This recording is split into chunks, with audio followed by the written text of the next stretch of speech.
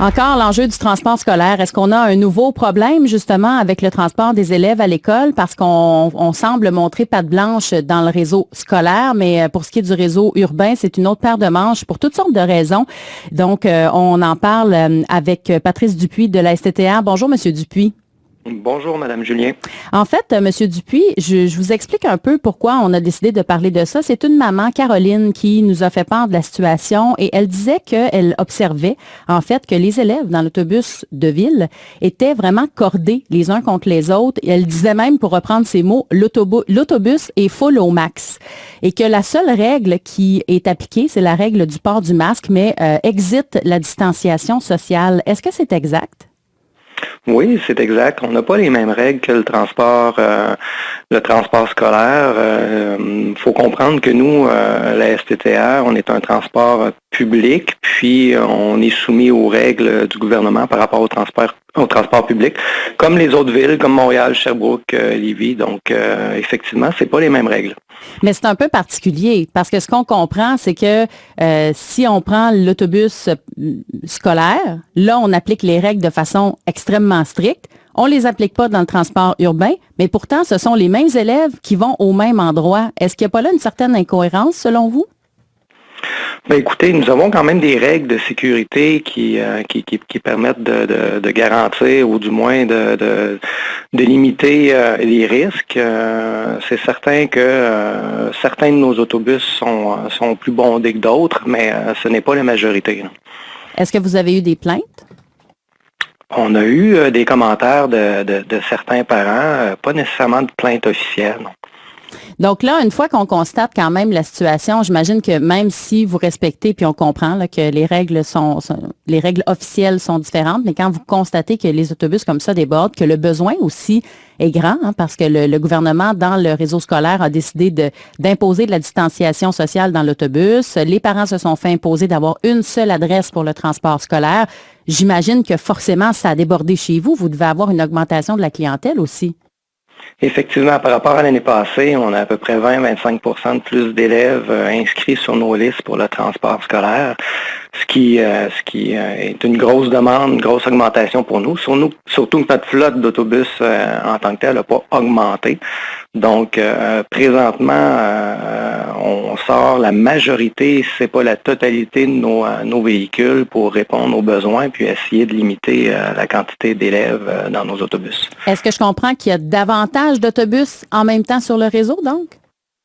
La totalité de nos autobus sont sur la route comparativement à l'année passée où on avait quand même une réserve dans le garage. Aujourd'hui, on sort la totalité de nos autobus. Ça veut dire quoi concrètement? Combien d'autobus de plus?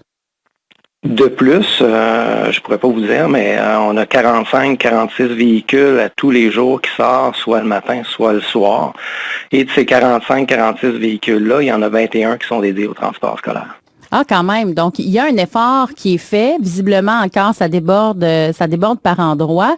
Est-ce que vous réussissez quand même à avoir les chauffeurs d'autobus aussi? Parce qu'on parle beaucoup de pénurie de main-d'œuvre. Est-ce qu'il y a un enjeu pour vous de ce côté-là? De notre côté, au niveau des chauffeurs d'autobus, ça va bien. On a le personnel qu'il faut pour répondre aux besoins. Mm-hmm. Est-ce que quand vous voyez là, que certains circuits débordent, est-ce que vous êtes encore ouvert à réaménager des choses? Est-ce qu'il y a des éléments qui vont être changés au cours des prochaines semaines? Parce que moi, ce que j'entends dans le commentaire de la maman qui nous a envoyé son message, c'est qu'il y a une certaine frustration du fait qu'on n'applique pas les mêmes règles, par exemple, pour le transport scolaire par rapport au transport urbain, mais il y a aussi une certaine inquiétude parce que ces enfants-là qui sont collés, qui ne respectent pas la distanciation sociale dans l'autobus urbain, qui s'en vont dans la même école que les enfants à qui on impose la distanciation sociale et le port du masque et tout ça, il y a une certaine inquiétude là, dans la transmission, dans la possibilité d'attraper le fameux virus. Est-ce que vous allez revoir un peu les choses au cours des prochains jours? On a reçu les listes d'étudiants un peu sur le tard cette année dû au COVID, bien sûr. Là, je présume que les commissions scolaires et les écoles ont eu de la difficulté à sortir les listes. Donc, pour nous, ça a été quand même difficile en peu de temps d'établir le réseau pour la rentrée scolaire. La semaine passée, on avait beaucoup d'effectifs sur la route justement pour évaluer chaque circuit, chaque école, pour faire les ajustements. Il y a eu des ajustements de fait. On a rajouté des autobus où on croyait que les autobus étaient plus bondés.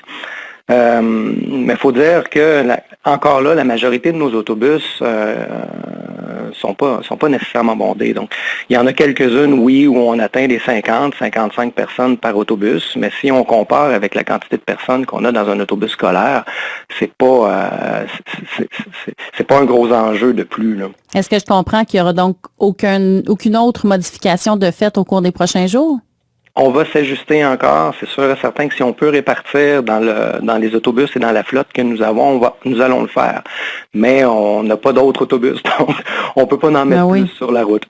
Je comprends. Je comprends que c'est un enjeu particulier. En tout cas, Patrice Dupuis, merci beaucoup d'avoir pris le temps de nous expliquer tout ça. Je ne sais pas comment les choses vont se régler. Peut-être qu'avec le retour de 2 adresses dans le transport régulier scolaire, peut-être que ça va vous alléger aussi de votre côté. Il semble-t-il que ça se discute en ce moment.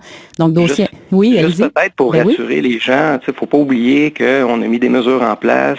Oui. Il ne faut pas se déplacer en transport collectif si on a des symptômes grippaux. Il faut porter notre masque, notre couvre-visage. Nous avons du désinfectant dans nos autobus, donc on demande aux élèves, en sortant de l'école, de se désinfecter les mains, en rentrant dans l'autobus, en sortant de l'autobus. Donc on a quand même des mesures en place qui font en sorte qu'on essaie de limiter le plus possible les risques. Oui, puis on comprend effectivement que vous faites bien votre possible, mais en même temps, vous respectez les règles qui vous sont imposées par le gouvernement à ce stade-ci. Difficile de faire autrement. Donc, Patrice Dupuis, un gros merci d'avoir été à 360 PM, le vieux réflexe qui revient à toujours le matin ce matin. Merci, bonne journée. Bonne fin de journée, au revoir. Patrice Dupuis, qui est directeur général de la Société de transport de Trois-Rivières. Il est 6h59. Jusqu'à 9h, c'est toujours le matin avec Marie-Claude Julien. Décidément, on me disait non, il est pas 59, il est 53.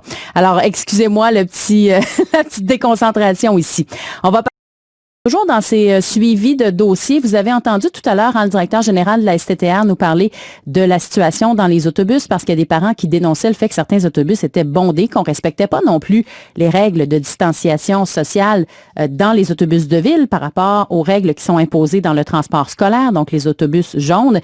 Il y a Sylvie qui nous a écrit pour nous dire, à la suite de votre entrevue avec M. Dupuis de la STTR, ce qu'il n'a pas mentionné, c'est que le transport régulier, il est vide. Ma fille a pris la 16, la 13 pour aller au collège L'Horizon. La semaine passée, elle était presque seule sur ces lignes. Ça a été une alternative car je n'ai pas de transport scolaire pour une deuxième adresse. Elle dit, je ne sais même pas comment je vais envoyer ma fille à l'école la semaine prochaine. Je l'entends, je vous entends, je le sais que c'est une préoccupation importante, cet enjeu du transport scolaire cette année.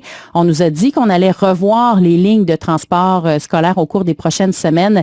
Combien de temps ça va prendre, on ne le sait pas exactement, mais évidemment, vous pouvez être assuré que ce sera un dossier qu'on va suivre de très, très près. Si vous avez envie de nous écrire, vous pouvez le faire de plusieurs façons. Vous pouvez nous envoyer un courriel à toujours le matin à commercial radio-canada.ca. Vous pouvez aussi communiquer avec nous par le biais de Facebook, donc la page d'ici Mauricie Centre du Québec, un petit message sur Messenger. Sinon, vous pouvez me l'envoyer directement sur ma page Facebook à Marie-Claude Radio-Canada. Ça me fait toujours plaisir d'avoir de vos nouvelles et justement de pouvoir être tout près de vos préoccupations comme ça et d'assurer un certain suivi de tout ce qui se passe.